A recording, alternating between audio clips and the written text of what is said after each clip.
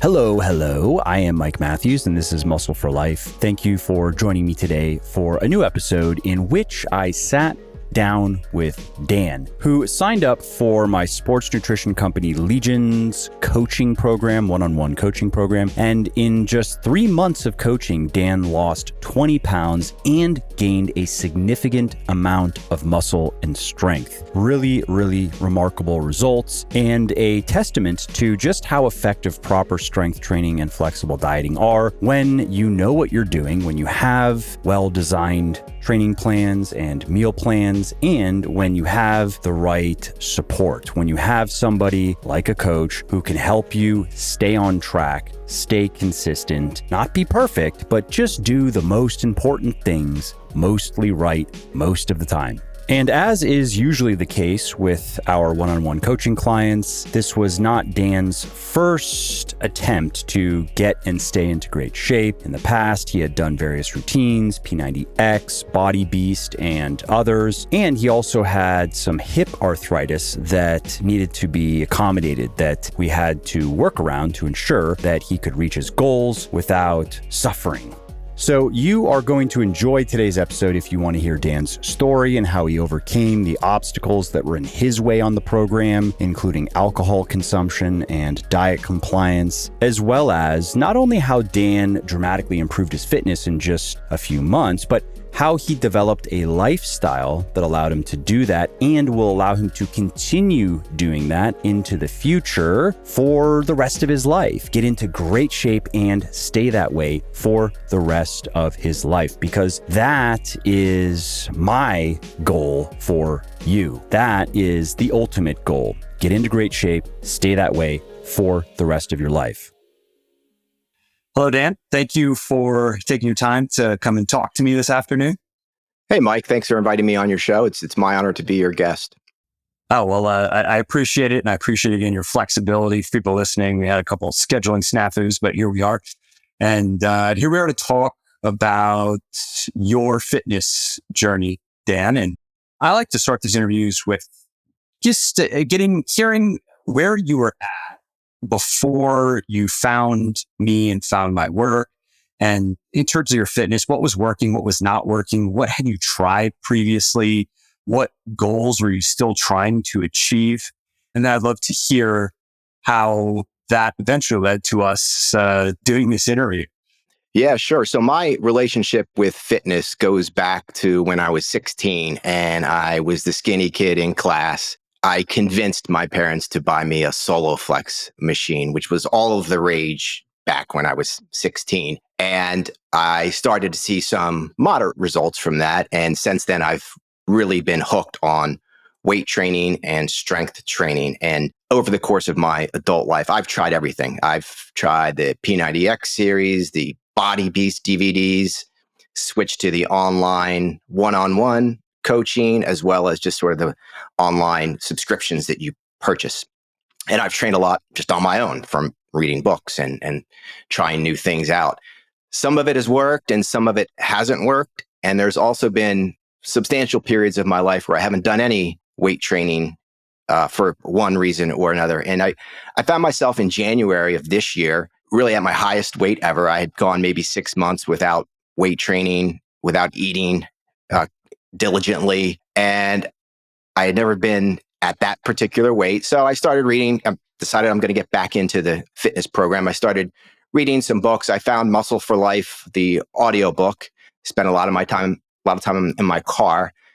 And I listened to your program and it really intrigued me. And it's something that struck an interest. And I've read other books where I've tried out and has not succeeded. But I liked the format of the Muscle for Life program. And I signed up for the 3-month one-on-one VIP training course. And I had fantastic results, the best results I've had from any of the programs I've tried. And what do those results look like for people listening? Yeah, so I dropped about 20 pounds. I started off about 190, so not terribly heavy, but for me it was. My normal rate is around 180 or 170, and I got back down to 170, and even below that shortly after the program ended. I lost about 5 or 6% body fat, I changed scales in the middle of the program because I wanted one that was more accurate. So it's hard to compare exactly, but I can tell just from looking in the mirror. And I gained significant strength, which was relatively easy to do because I hadn't worked out for 6 months. So I had an easy time of regaining the strength that I had built up before. But then I built up even more strength. And the biggest result for me was actually seeing more definition than I'd ever seen before. And a lot of that has to do with the diet aspect of the program. And I should say, I've never been involved in a program before where I followed a diet format this strictly. And that's obviously a big part of the reason for my ability to see some definition in my before and after pictures. Yeah, can you talk a bit more about that dietary compliance point? Because as you know now, consistency that's 80% of the game, whether it's in the kitchen or it's in the gym. It's being consistent. You could say within the constraints of what works. You can be very consistent with things that just don't work, and you're nowhere, right? But so long as you have a diet that is set up properly, and so long as you have a training program that's set up properly, generally speaking, the most consistent person is the one who's going to win. So it sounds like you were able to be very consistent. And that's where a lot of people fail in achieving their fitness goals. Is they might even have a decent diet program or decent training program, but they can't stick to it well enough to get the results they want.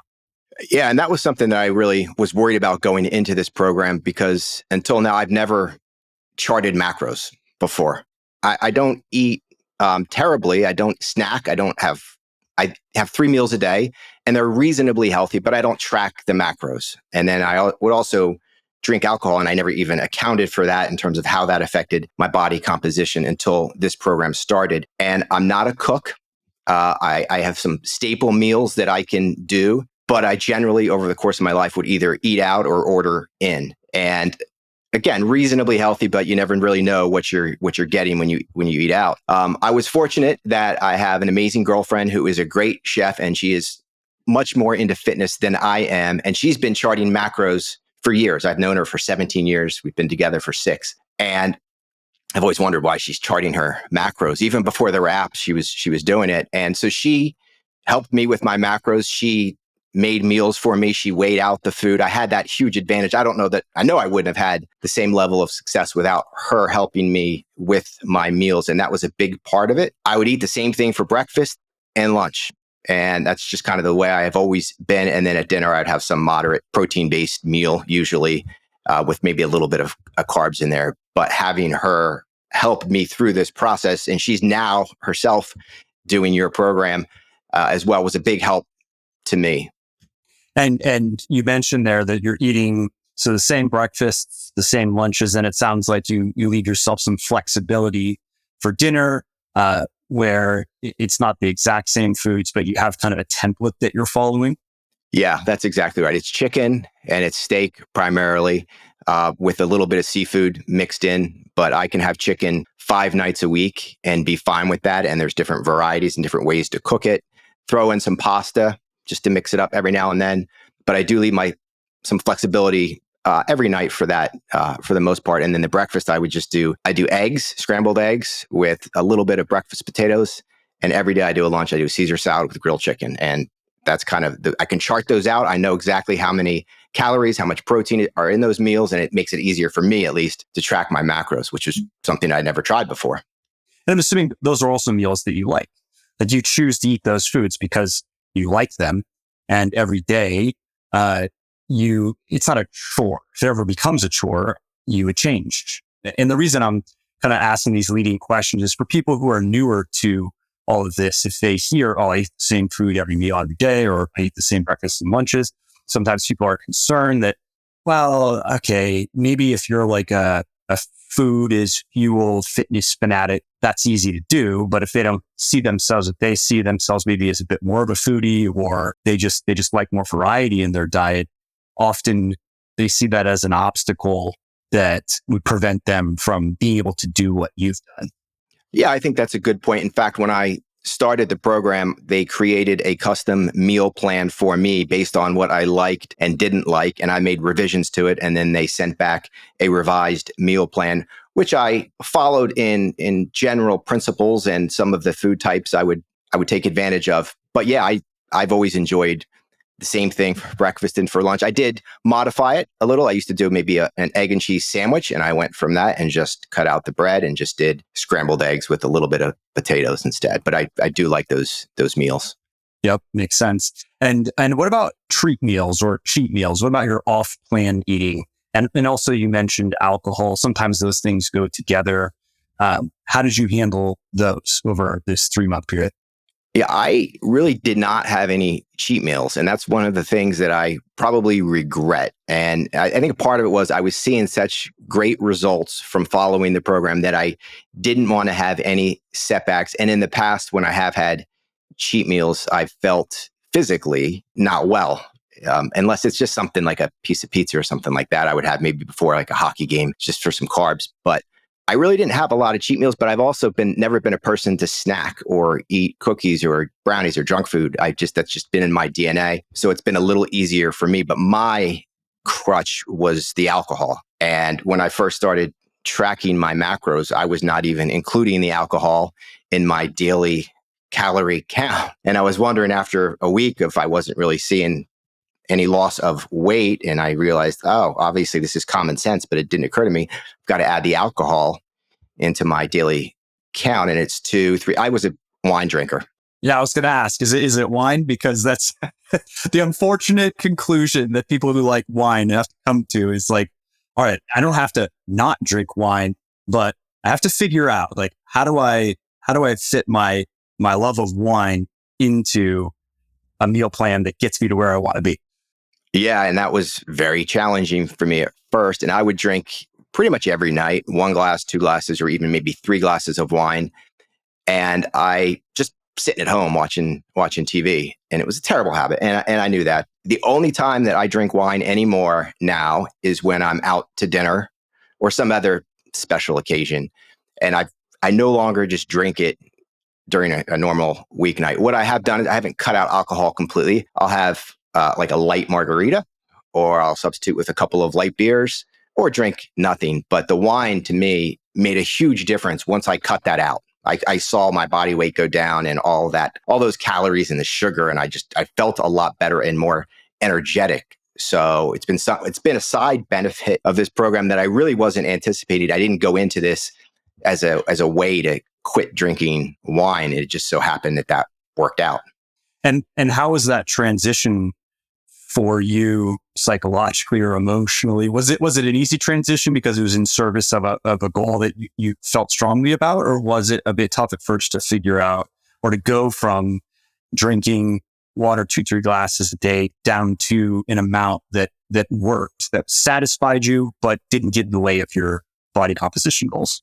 It was easier than I expected it to be, given the fact that it was such a routine part of my daily habits. But what I decided to do is not just limit myself to 1 glass of wine, because I knew that would be difficult to do. So I cut it out entirely, except for those times when I'm out to dinner, and instead just substitute with either nothing or with 1 or 2 much lower calorie drinks. It was easier than I was expecting.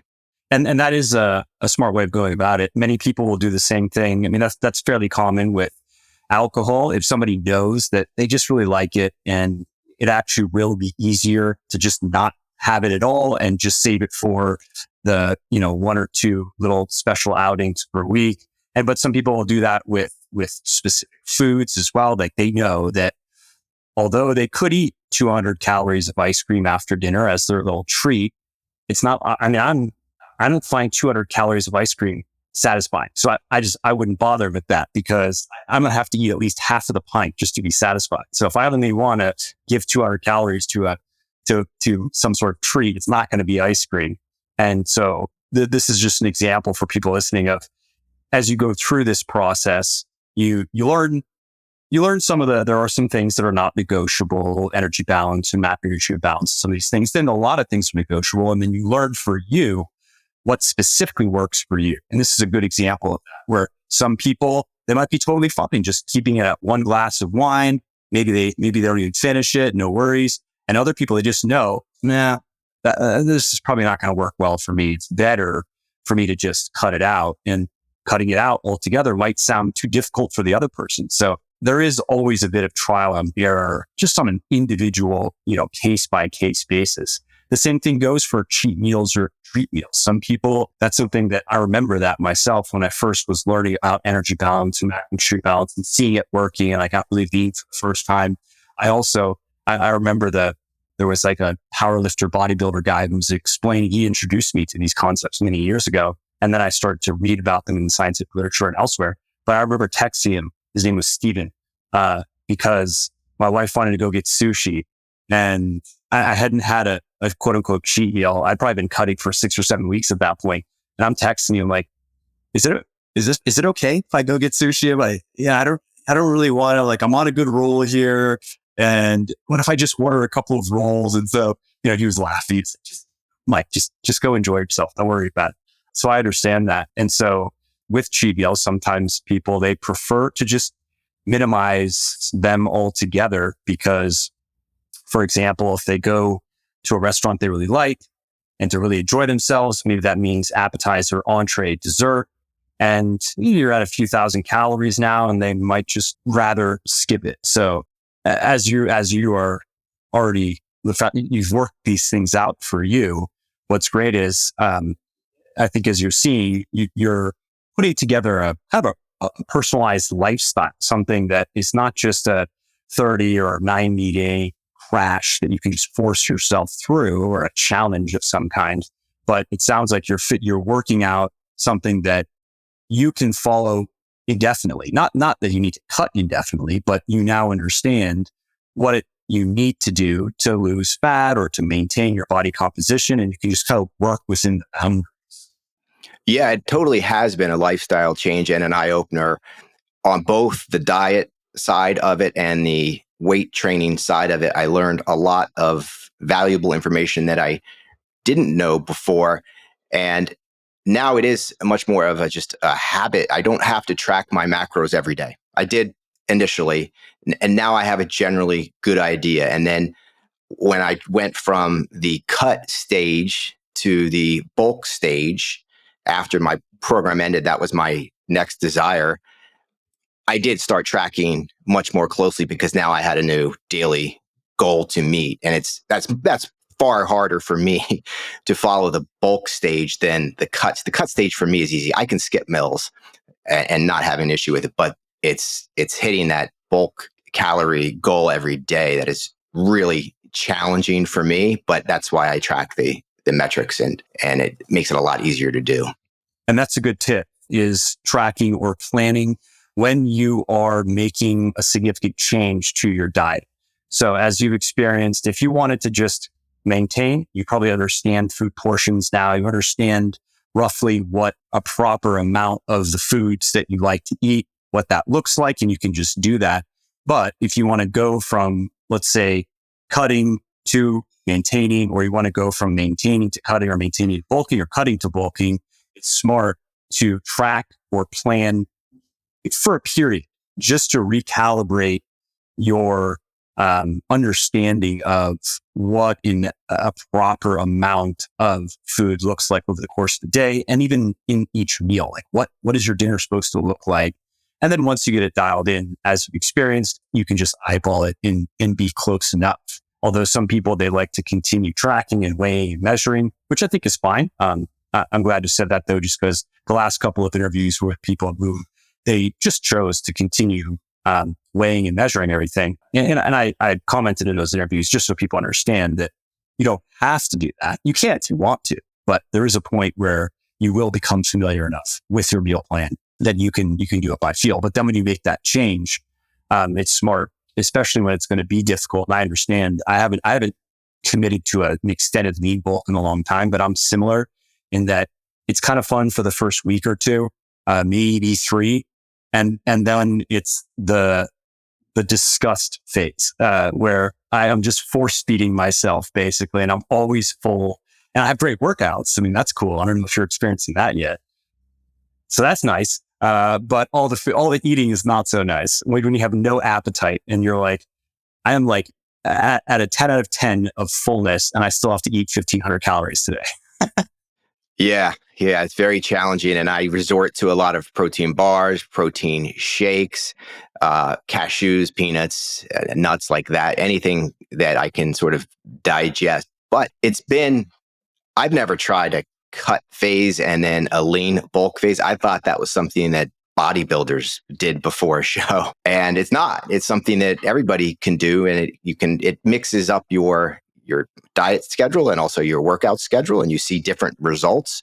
So this is the first time I ever really done a lean bulk workout program.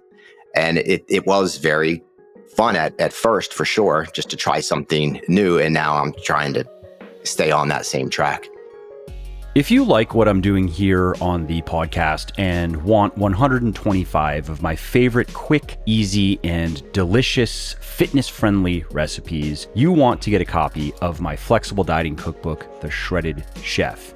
Because here's the deal. You don't need to follow a bland, boring bodybuilder diet to get into the best shape of your life. You can eat delicious home-cooked meals you love without living in the kitchen, struggling with hard-to-prepare recipes, or overspending on expensive ingredients. And the Shredded Chef is the shortcut because it has 13 delicious and easy to make breakfast recipes like BLT eggs Benedict, huevos rancheros, high protein banana oat cakes, and more. It has 11 mouth-watering salads and dressings like a spicy Santa Fe taco salad, grilled Mediterranean salad with sun-dried tomato vinaigrette, creamy jalapeno cilantro dressing, and more. It also has 14 low-calorie snacks that you'll actually want to eat, like blueberry coconut pancake batter smoothie, maple walnut protein muffins, peanut butter protein swirl brownies, and more. There are also 16 succulent beef and pork recipes for savory lunches and dinners like beef stroganoff, one of my personal favorites, beef lo mein, Parmesan crusted pork chops, and more. And then there are 18 tasty poultry dishes that you will love again and again, like curry chicken, Mexican meatloaf, which is killer, polo fajitas, and more. There are 8 flavorful seafood recipes like creamy fettuccine with scallops, graham cracker crusted tilapia, seared cod with no-cook mustard caper sauce, and more. There are 11 appetizing side dishes like crispy squash fries. Squash fries are so good. If you've never had them before, you're in for a treat. Sweet potato chips, roasted garlic twice baked potato, and more. And finally, there are 10 delectable and macro-friendly desserts that you can enjoy guilt-free, like peach cobbler, maple raisin bread pudding, triple berry crisp, and more. I also give, for all of those recipes, cook time, prep time, servings, calories, protein, carbs, and fat, which makes meal planning a breeze. And I even went further and put all of that information into a spreadsheet, which makes it even easier to build out your meal plan. And you can get that as a free download when you get the book, part of the free bonus material. And so all of that is why the Shredded Chef has sold well over 300,000 copies, has received over 3,300 4- and 5-star reviews on Amazon, and has helped, that I know of, thousands of people build their best body ever. And you can find it on all major online retailers, wherever you like to buy books: Amazon, iTunes, Kobo, Google Play, bn.com, even Audible. There is an audiobook. And yes, some people do buy cookbooks as audiobooks. Who knew? And you can also find the Shredded Chef in select Barnes & Noble stores. Let's talk about your training. Let's talk about the cut phase, and I'd love to hear about so far how it's going in your lead bulking.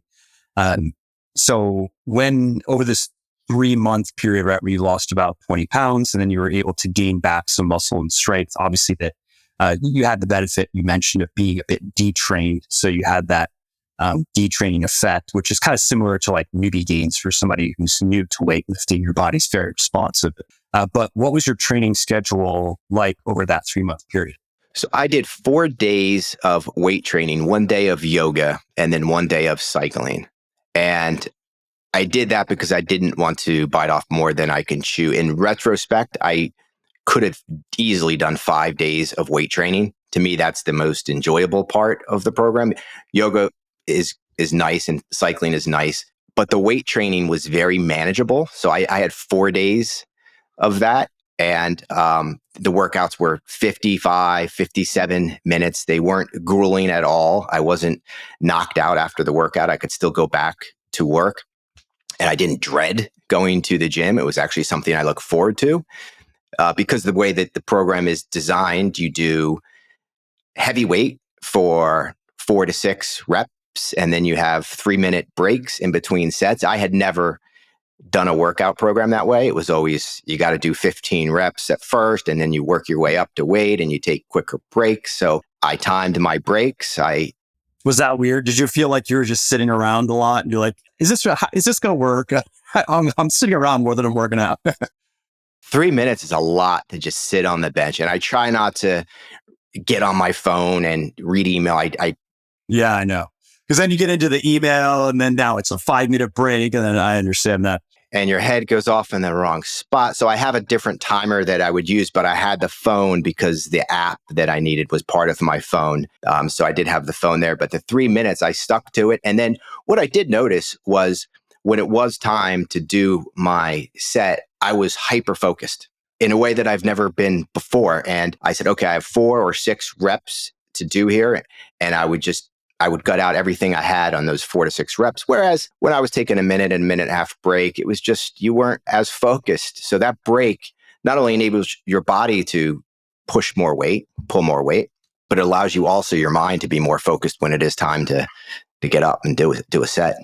Yeah. Proper rest times in between sets can be a real game changer if you're going from, let's say, a more circuit training kind of style. That there's nothing wrong with that. It's probably better called exercise than training, because training implies a methodical kind of systematic approach with a clear system of progress. Whereas when you shorten those rest periods enough, you're going to move a lot, you're going to sweat, but you're not going to gain much muscle and strength over time training like that, just because of the physiology in play. You actually need to take enough time so you can give enough effort in those hard sets, and you can push close to failure and recruit a lot of, muscle and produce large amounts of tension. And so that's just, I think, one of those. It's probably if I think in the gym and people who are newer and just trying to figure this stuff out, I would say that's a pretty common mistake, is not taking enough rest, only 1 minute, and then trying to do even sets of 6 or 8. And then they're having to strip weight off the bar. And by the time they get to their final set, they might have half of the weight on the bar or on the machine than they started with. And then also, I don't know if this was this way for you, but another kind of eureka moment that many people experience on the training side of things is what a hard set is in set intensity, pushing close to failure in those sets. And if you push close to failure and understanding how hard that actually is, that you don't need to do as many sets. You don't need to do a 2-hour workout if you're willing to train hard enough. You actually can get the same results or even better results with a 1-hour workout, so long as you are training close to failure. You're really pushing on those sets. Yeah, I never knew that. I never knew the part about the breaks or the need to really push to failure. I would just kind of go through the motion, even in a lot of the programs that were well regarded that I had done. And I've been doing this for a long time, and I never realized how helpful those 3-minute breaks were. And nor did I. A lot of this program is based on your 1 rep max. And that's, you have to figure out what that is. And then you start off with some warm up sets at 50% and you increase. I never really measured my 1 rep max before. I would just put up weight on the bars and do it until I felt like I had gotten a burn. And then I would set the bar down. But now I had some sort of structure in terms of each set, and it allowed for the progressive growth and the ability to add more weight and more reps. And that's because I was actually paying attention to my 1 rep max, which is an important part of the program. Yep. Yeah. And for people listening, you can use a calculator for that. You don't have to actually test your 1 RM. I mean, you can if it's part of a program and if it's appropriate, but I don't do it anymore, just because there is a point where there's at least a little bit of risk associated with going for a true 1RM on a squat. I don't think it's worth it. You can just use a calculator. There's one over at beachandathletics.com for people listening. The tools. There's a 1RM calculator. You can put in your performance on a given exercise, weight. Let's say what can you do for 5 reps or so, and it'll be pretty accurate in most people. So just a little asterisk there. Yeah, that's what I did. I did use the calculator. I didn't try to test my own max. I work out usually by myself, so I wasn't going to try a bench press. But I also know just from my history of working out more or less what my max is on it, on the major lifts. And I had a good idea, but I did use the calculator to make those adjustments. Yep, makes sense. And so during this cutting period, you were doing 4 weightlifting workouts per week, a yoga workout, a cycling workout. I just want to point for people listening that you weren't doing very much cardio, which again, some people are surprised to learn that you can lose. You lost fat, not muscle. You can't gain strength and gain muscle definition. And I'm assuming you even noticed some muscle size and lose muscle at the same time, right? So you lost 20 pounds you could say, okay, well, some of it was probably you're losing some intramuscular fluid. Sure. But the majority of that weight that was lost was fat. And that was with minimal cardio, 1 cardio workout per week. That's right. Yeah. And that was a surprise to me as well. And it was a 20 or 25 minute bike ride around my neighborhood, which was an enjoyable part of the program. And that was it for cardio. And like most people, I'd rather weight train than do cardio. And that was one of the reasons that this program interested me to begin with when I read Muscle for Life, was that particular part of the program. I understand. I mean, I get on this a few days per week back here, and I'm doing 4 days per week right now. And I don't mind it because I can just multitask because I'm not riding around. So if I have to make a call, whether it's a work call or a personal call, right, I can do it on the bike because it's going to be probably a 5 or 6 out of 10 of intensity.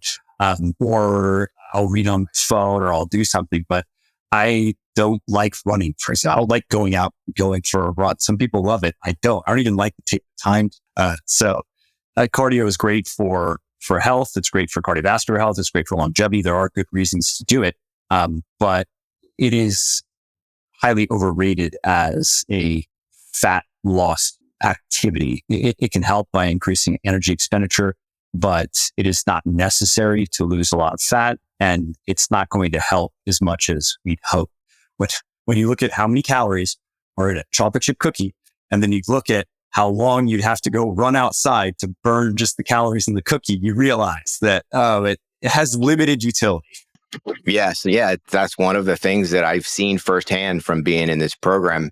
And one of the modifications that I made with my trainer was I play ice hockey in a men's league, and I would just substitute that out for the cycling given, what day of the week I had a hockey game on. And that's obviously a more enjoyable cardio activity than riding a bike, and intense. And that was my one cardio workout of the week is going out and playing ice hockey.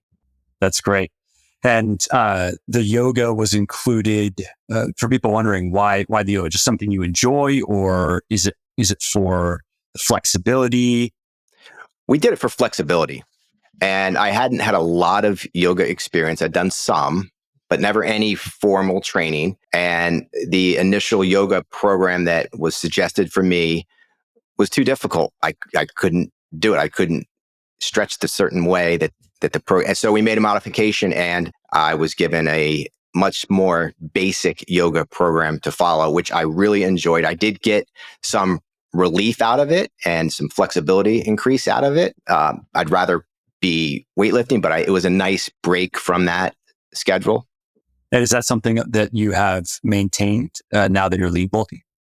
I have not. I am doing, I'm not doing that anymore, unless it's just if I'm at a hotel on a work trip or some other reason and I need something to do, I'll work in a yoga session. But now I'm doing the more weight training. When you were cutting, did you have to make any modifications to your training program? Were there any obstacles that you had to overcome that require kind of some of these individualization type things, or Was it pretty smooth and straightforward, just copybook throughout? No, I had a couple of obstacles. One of the obstacles I had is I did have a couple of work trips and a vacation in the middle of this program, and I would do my best to find a hotel with a gym, but it didn't always have the equipment that was needed. So I would let my trainer know ahead of time, I'm going to be out of the town for these 3 days. There's not going to be a leg press or a squat rack at my hotel gym. And we would make modifications just for that short-term break so I could at least do something to follow the schedule. And then another obstacle that I had is I have some arthritis in my right hip, probably from playing hockey and taking hits over my life. And there were certain activities or sets that I just couldn't do. The squats, the deadlifts, we would just make modifications to those, and that would solve the problem most of the time. Out of curiosity, what are some of those? Like, what are some of the substitution exercises that have worked well for you? Just for anybody else who might be having some issues. Yeah, so I got one of the safety squat bars instead of the traditional squat bar with the pad on it. I got a safety squat bar. It makes it a lot easier to do the squats. That's a great, I wish more gyms had safety bars. My gym does, but in my experience, most gyms do not. Okay, yeah. And then the other was the Romanian deadlift was suggested as a substitute instead of the traditional deadlift. I guess just you don't have to go all the way down as far. And that was a big help. And then there were some minor tweaks to my foot placement on the leg press. If I just tweaked my feet pointing out a little bit more, it would help relieve the stress on my hip during that exercise. Makes sense. Also, for people listening, you can kind of jerry-rig a safety bar with a regular bar and straps, like just lifting straps. So anybody, if you want to try it out, you can find videos online of how to set up. It's pretty simple, but it's a proper safety bar works a little bit better, but you can get at least halfway there in terms of the feel with a traditional barbell and straps as well. Yeah, that makes sense. So now with your lean bulking, it sounds like you've added a day of weightlifting. So you're doing 5. Yes, 5 days, and I'm still playing hockey. So if I have a week off from hockey, I'll try and get out on the bike and do a loop or so in the neighborhood. But 5 days of strength training. And how long have you been lean bulking for? About 3 weeks. Okay, so what have you noticed? Have you noticed anything yet in terms of workout performance or more energy? Yeah, I've definitely noticed more energy. In the gym, I think the workouts are a little more intense now. I don't know if that's psychological because I was expecting that to be one of the benefits from the lean bulking. That's really it so far. I have gained a couple of pounds, and I'm trying to keep an eye on my body fat to make sure that the percentage of body fat going up is 50% or so less than the total overall weight that I'm gaining. I've always had an issue gaining weight, at least healthy weight. So it's a challenge for me to keep an eye on those metrics so it just doesn't all come out as body fat increase. Yeah, and that's just it's just a matter of being conscientious with your calories. Really, as you know, there's some research that Legion helped fund that is it's wrapped up, and I believe it's in peer review now. On lean bulking. And one of the key takeaways is that it would appear that a 10% calorie surplus or larger does not produce more muscle gain than a 5% calorie surplus. Now, what's tricky about 5% calorie surplus is it can be difficult to maintain that because there's just a small margin for error. You really do have to be pretty accurate with your intake, because if you're not, that 5%, it could actually be maintenance calories, could even be a slight deficit because you just didn't realize that you didn't get those extra 200 calories in that you're supposed to get, or it might be at 10%. But the takeaway there is, let's just say being somewhere around 5% on average over your daily energy expenditure is probably the sweet spot for most people.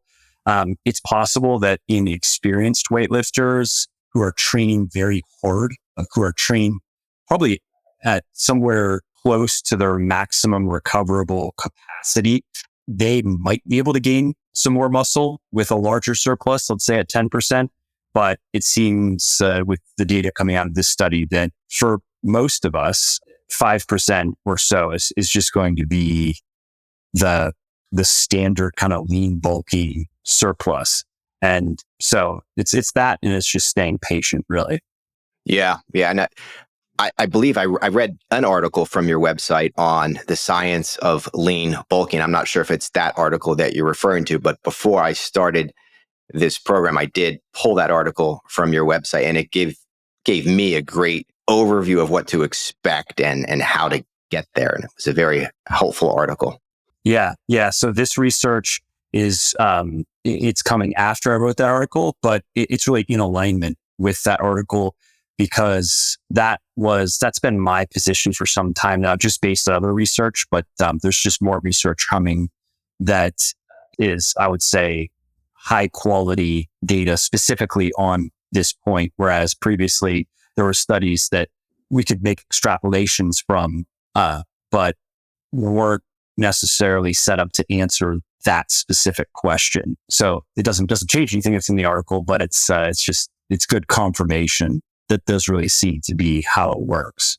And as for the additional energy and workout performance, in my experience, this is something that many people seem to experience. And I actually I've looked into the literature to find a good explanation for it. And it's probably a number of things. I couldn't point to like one or two or three studies that say, hey, this kind of explains it.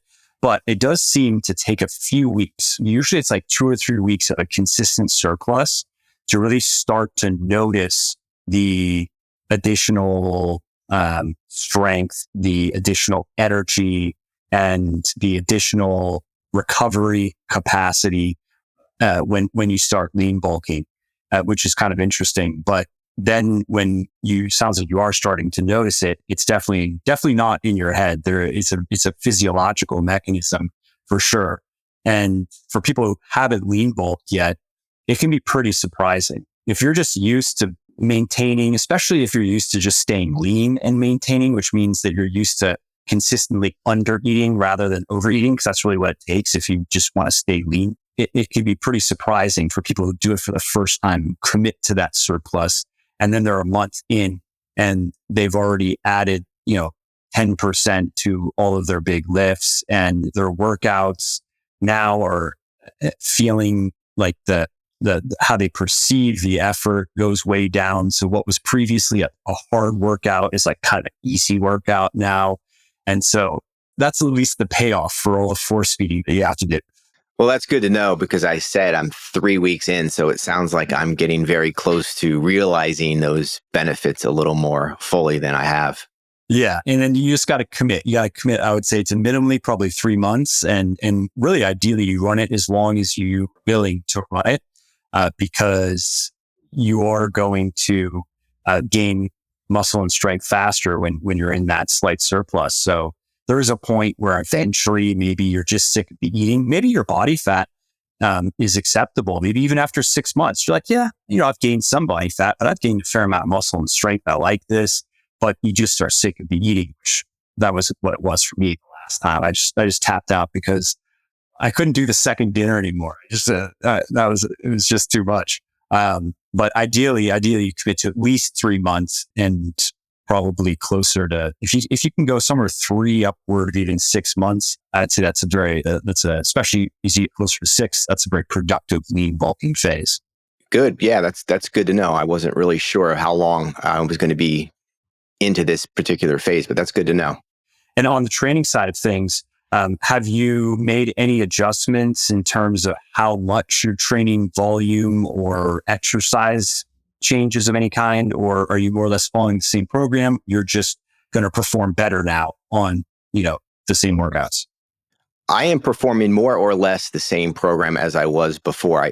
I'm following the 1 year Muscle for Life book that you put out. And what I did is I started off in phase 2 of that program. So the exercises are slightly different in some respects. More or less, it's still 4 to 6 sets with 3-minute breaks, but there's slightly different exercises. And then during my one-on-one program, I did make certain tweaks to certain because there's some exercises like everybody that I just really enjoy doing more than others. Like I love doing the decline bench press, and that wasn't in there, but they put it in there for me because that drives me to the gym.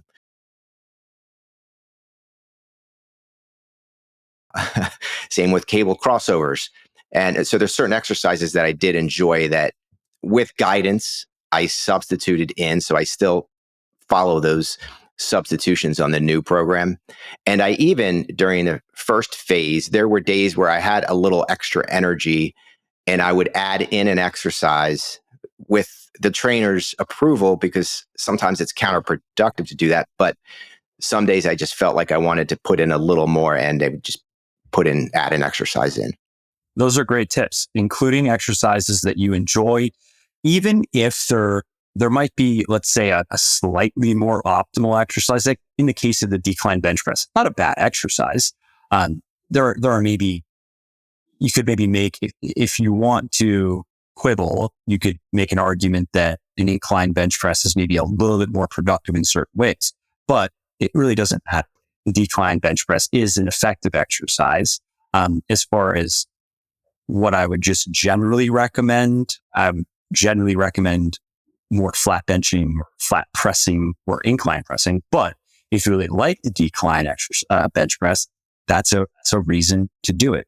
And the same thing with a cable crossover or any other exercise, so long as there are some exceptions like a behind the net press, I would generally not recommend just because it puts your shoulders in a compromised position. You're not going to be able to lift much weight, uncomfortable for most people. So there are some exceptions, but the rule is if you like exercises, certain exercises, and if you look forward to doing them, put them in your program, because then that comes back to the consistency and the adherence that we discussed earlier in the podcast. And it sounds kind of silly, but the reality is having that workout, that chest workout set up the way that you like it, that might be the difference on some days of going to the gym and doing it and not. And then if you apply that to every other workout and then you stretch that over the course of months and years, you can achieve considerably better results with the workouts that you like.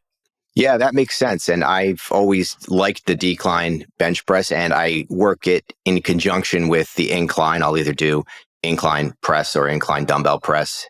And then there's always a flat bench component to it. But the decline for me has always been the exercise where I can press the most weight. And it's obvious why that would be. But so I've always enjoyed that exercise, but we did it in moderation and with the help and guidance of my trainer. And then you also mentioned doing it a little bit more when you feel up to it. And that's also just, I think, good general advice, because it takes a lot to get close to anything that could truly be called overtraining, a lot more than most people listening probably have ever done. I mean, like many hours of weightlifting per week, large calorie deficit, many hours of intense cardio consistently for months. And some people, they do that, but most people don't. And so in the context of our conversation, I think it's perfectly appropriate when you feel up to it and you feel the energy and you're just into the workout and you want to do an extra set or two or three even. Now, if you were doing that, again, if you let that get out of control, it may not lead to overtraining, but it may lead to excessive soreness that is kind of annoying and to actually get in the way of things, or maybe, a little bit of excess wear and tear on joints, especially if you're kind of tired and your form now isn't great. You're kind of fatigued, but you want to do it anyway. But I would say those are more exceptions rather than the rule. Generally, if you're coming to the end of a workout, you're feeling good, you're showing up to a little bit more and you do a little bit more. If that happens fairly often, that can mean slightly better results. And even if it didn't mean slightly better results, if you had more fun in the workout because of it, that actually is a positive result. That's going to help stick to the program. And that's going to help just the positive association of, I like going to the gym. I like doing my workouts. Yeah, I think that's a great way of putting it. In the past, I never had added sets to prescribed workouts before, but because I was getting results and I was enjoying the workout and they were manageable, they weren't grueling, I felt like I was empowered to add an additional set in every now and then, not on a regular basis, but just on those certain days. Makes sense. You had mentioned earlier in the interview that on the training side of things, you had learned some key principles and you had learned some important information that made your training more effective that you didn't know previously. We may have already covered that, but I just wanted to come back to it in case there was anything that we didn't cover that really clarified things for you or made a difference in how you went about training. A lot of it we've covered. It's sticking to the program of limited reps, longer breaks, and limited sets, and not overdoing it and sticking to that 1 rep maximum. If I were to do it over again, there's a couple of things that I would do differently, not necessarily. Which was actually to be one of my questions. So thank you. I was kind of getting there. I would have done a full body composition, professionally conducted test. And they have one, I've noticed, like a block from where my office is. So it would have been very simple to do. I started off because I didn't know how this program was going to end up. I had started it off, didn't know what the results were going to be like. I didn't know how much I would like it. So I didn't really get a good measurement of my body composition or even just measuring my, body. And I would have also taken better pre-program photos. That's why multiple times I try to encourage people, like, just take the pictures, just even if it's just for you, and maybe you'll just delete them and that's fine. It was hard to do. And now looking back, I wish I had better ones to compare. But at the time, I didn't know that I would ever even have to look back at them. I wasn't sure how the program was going to turn out for me. And then 3-4 weeks in, it was time to submit to my trainer progress photos. And all of a sudden I started seeing results, but I didn't have great original photos. So if anybody's starting the program, those are 2 things that I would suggest. Well, maybe not the body composition, but I would have gotten a better scale initially because I had just an Amazon cheap scale, and I don't know how accurate it is. And then I used one at my gym, the in-body measurement scales, and I got all of this incredible feedback. And you can buy like a home version for a lot less money. And I bought one of those, and it gave me a lot better data, I think. So I probably should have started with that, and it would have allowed me to chart my progress on the body fat a little closer, because that was ultimately my one goal. My primary goal was to reduce my body fat. All else being equal, that was what I wanted to do first and foremost, and I was able to do that. Yeah, I do understand. It's fun to kind of memorialize it with some hard numbers and to have the pictures. But of course, you were able to see fairly, I'm sure sounds like in the first month, you're looking in the mirror and you're like, oh yeah, this is. And I'm sure your girlfriend was like, hey, this is happening. And you're noticing in your clothes too. And then you get to that moment, which I'm sure you experienced. I remember, everybody who goes through this seems to have that moment where it clicks, where they realize, oh, this is all I have to do. I just have to keep doing this. And then I get to my goal. That's it. Yes, it was very simple. And I did notice results over the first month or so. And even I noticed definition in my abs like I've never noticed before. And it wasn't as if I was spending 30 minutes doing core exercises as part of this program. I was doing dedicated ab workouts or exercises twice per week, 1 exercise per day. And it wasn't grueling, and that's all it took. That, of course, the diet was a huge part of that, but it wasn't 30 minutes of killer core exercises, and I got better results on my core than I ever have before doing those other programs. Yeah, I mean, just doing the more difficult exercises, the squat, whether it's a safety bar squat, any type of squat, just doing any type of hip hinge, doing any type of overhead press, heavily engage the core muscles. So even that plus diet is often enough. Now, in some cases, probably more with men than women, we want more defined abs. In particular is usually like the rectus abdominis muscles. In some guys, when they lose the body fat, those muscles are pretty large and prominent, and that's just the way it is. And in some cases, though, they can be less defined, in which case doing some direct ab training can help bring those muscles up faster. And so it's never a mistake to include direct ab training. But as you've experienced, the key is the diet, and the key is really everything else that you were doing. The key just to get the abs, right, is like, you got to get rid of the fat, and then you're already probably 80% there. Maybe you want your abs to be a little bit more, again, developed. Like, you want those muscles to stick out a little bit more, to look a bit more substantial. And you could just keep doing the compound exercises and probably would get there, but you'll get there faster with the ab training. So I think that's the best reason to include direct ab training. Yeah, and it was enjoyable doing it as well. And when you see the results, you're just going to keep doing what you're doing if you're getting results. Totally. Well, that was all of the questions I wanted to ask you. Is there anything that I haven't asked you before we wrap up that I should have asked you, or anything else that you would like to share before we finish?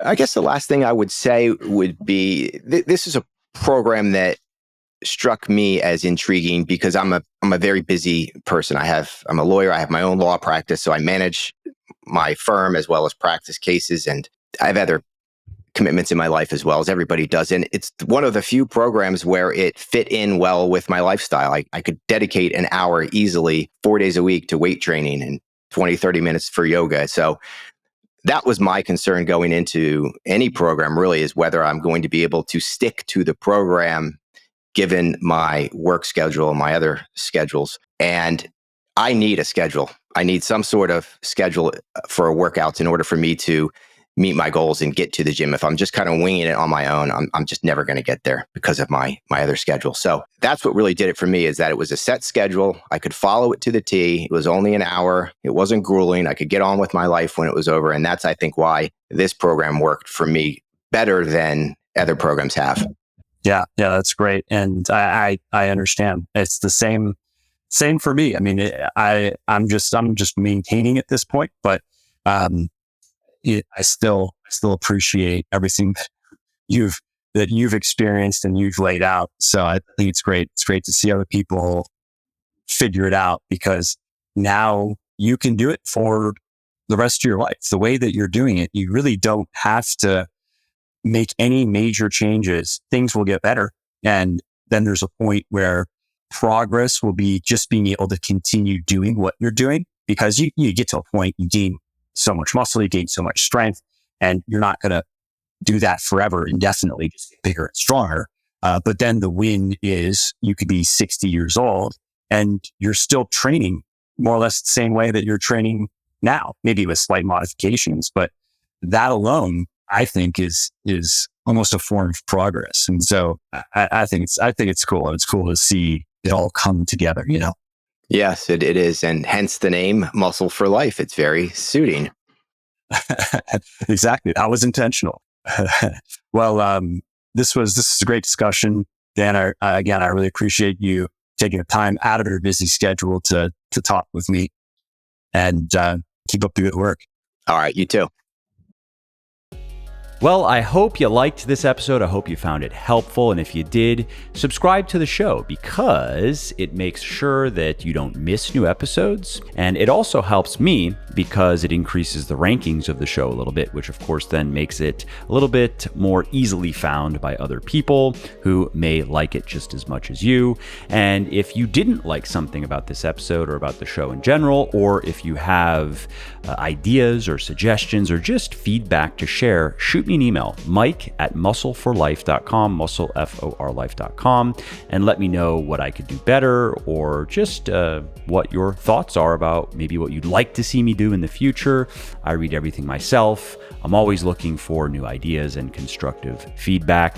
So thanks again for listening to this episode, and I hope to hear from you soon.